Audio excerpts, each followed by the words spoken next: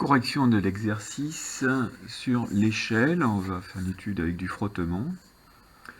Et la question finale est, est-ce que la personne qui est en train de monter sur cette échelle, imaginez votre prof, est-ce qu'elle tombera ou est-ce qu'elle ne tombera pas? Alors, si on prend cette personne, qui a une masse à peu près de, allez, on va dire 90 kg, une échelle de 10 kg, hein, que j'isole l'ensemble, j'ai un contact au point A et un contact au point B avec respectivement pour le contact ici, le sol avec l'échelle et ici le mur avec l'échelle. Alors sur cette échelle, on a un petit élément un peu particulier. Nous avons une roulette. Cette roulette, au niveau du contact en B, évitera d'avoir un contact avec frottement. Au point A, nous allons avoir une étude avec du frottement. Donc si on isole et qu'on applique, on fait un bilan des actions mécaniques extérieures. Nous avons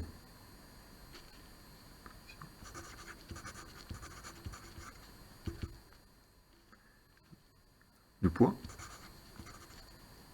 Alors je vais isoler l'ensemble 1, donc la personne plus l'échelle. Je note P1. J'ai l'action mécanique en A. Du quoi du sol, que je vais repérer 0 par rapport à 1. Et l'action mécanique en B du mur sur l'ensemble isolé 1.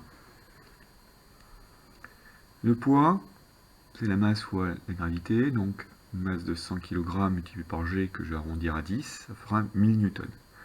Je vais choisir une échelle des forces, 1 cm tracé est équivalent à 200 N. Donc si j'ai 1000 N, 1000 N divisé par 200, ça me donne 5 cm sur mon graphique. Je vais pouvoir le tracer tout de suite.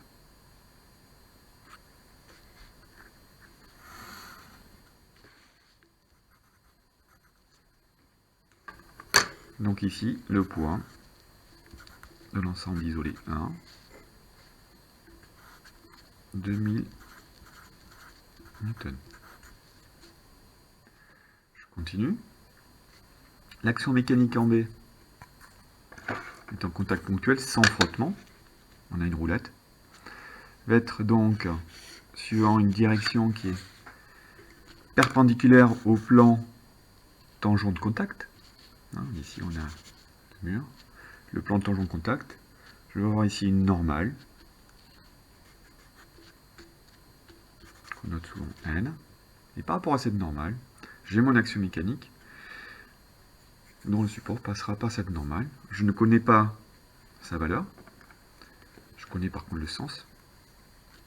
On a ici l'action mécanique en B de 0 sur 1 qui est l'action mécanique du mur 0 sur 1.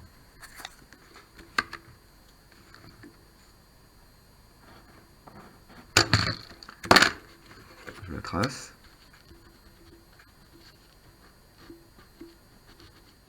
Avec mon petit zigzag pour indiquer que je ne connais pas sa norme. Par contre, je connais son sens.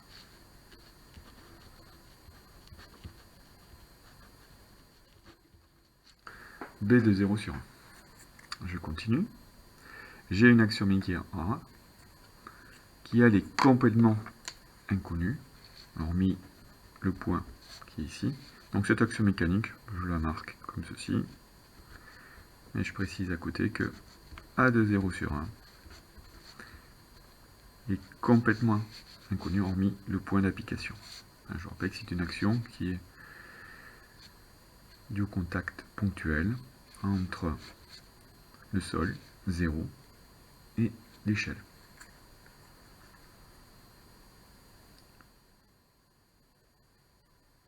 Je sais que cette action mécanique s'effectuera avec du frottement. Donc je sais qu'elle sera inclinée par rapport à ce vecteur qui est la normale du plan tangent de contact.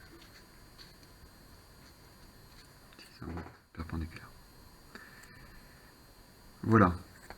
Pour cette étude statique, on va remarquer que le support de l'action mécanique en G, donc P1, et les supports de l'action mécanique B de 0 sur 1 ne sont pas parallèles, ne sont pas collinéaires, ils sont tout simplement concurrents d'un poids. Donc d'après le théorème des moments, je pourrais le préciser, j'ai ici deux supports, les supports de P1 et B de 0 sur 1 qui sont concurrents en un point que je vais nommer I comme intersection. Mais ce théorème des moments me permet de dire que le support de A de 0 sur 1 passe aussi par ce point.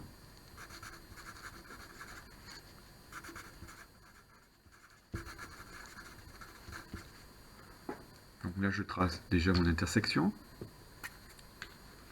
Je prolonge le support de B de 0 sur 1. Je prolonge le support de l'action mécanique en G, P1 donc.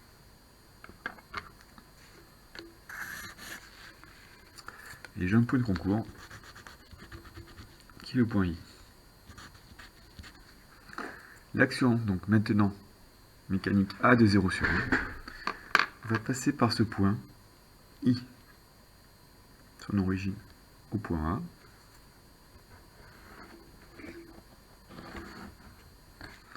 Et son support passe par le point I. Je peux le noter. Delta comme support de A de 0 sur 1. Delta de 0 sur 1. Maintenant, je n'ai pas répondu à la question qui est est-ce que cette personne qui est en train de monter l'échelle va glisser et donc tomber?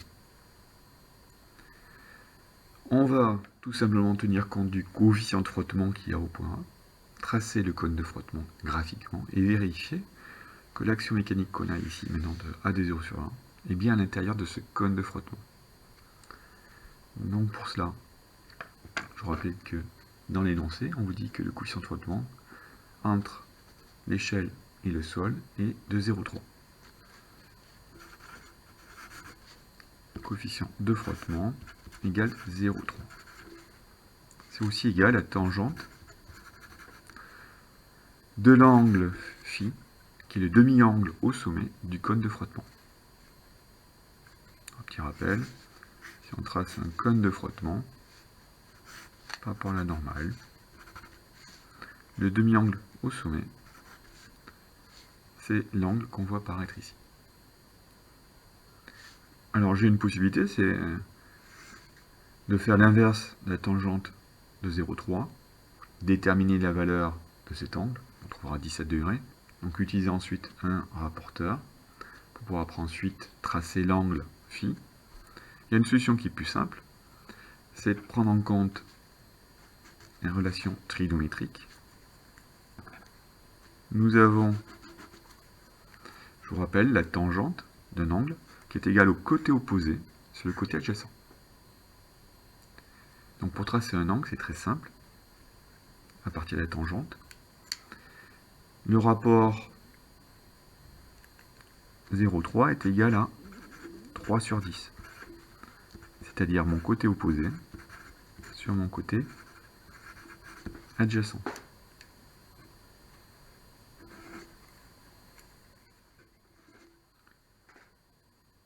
Je vais pouvoir faire ce tracé facilement sur ma figure. Je vais prendre ici 10 cm. Et de ce côté-là, je vais prendre 3 cm. Alors vu que je veux faire un cône de frottement, 3 cm de chaque côté. Je trace mon ellipse.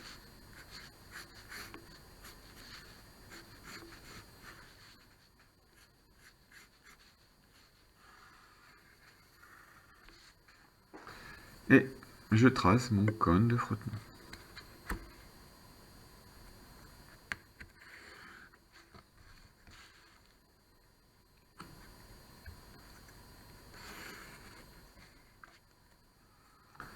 Ce cône de frottement, je le fais apparaître d'une autre couleur pour qu'on le situe un peu mieux.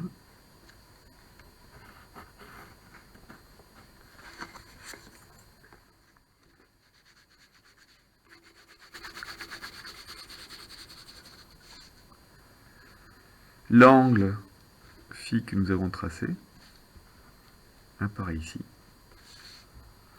Et je constate que l'angle situé ici, je vais appeler alpha, cet angle alpha est inférieur à phi.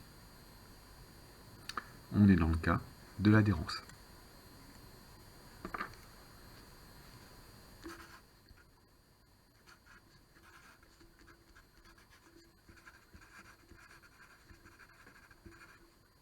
Donc, désolé pour vous, mais la personne qui est en train de monter au niveau de cette échelle ne tombera pas. En tout cas, dans la position que l'on a. Si cette personne monte un peu plus haut, G va se déplacer. Et G, en se déplaçant, va faire que l'intersection va nous amener au-delà de cette position. Et nous aurons donc glissement.